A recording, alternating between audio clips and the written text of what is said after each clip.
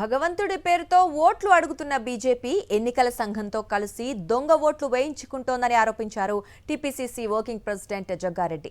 మతం పేరుతో సీట్లు గెలిచి అధికారాన్ని కాపాడుకుంటోందన్నారు. అంబేద్కర్ రాజ్యాంగాన్ని తొలగించే కుట్ర చేస్తోందన్నారు. దేశంలో ప్రజాస్వామ్యం ప్రమాదంలో పడిందని ఈ విషయాన్ని రాహుల్ గాంధీ పదే పదే చెబుతున్నారన్నారు జగ్గారెడ్డి. బీజేపీ ప్రభుత్వము బీజేపీ పార్టీ భగవంతుని పేరు మీద కొంత ఓటు బ్యాంకు తయారు చేసుకుంటుంది. మతం పేరు మీద ఓట్లు వేపించుకుంటున్నారు.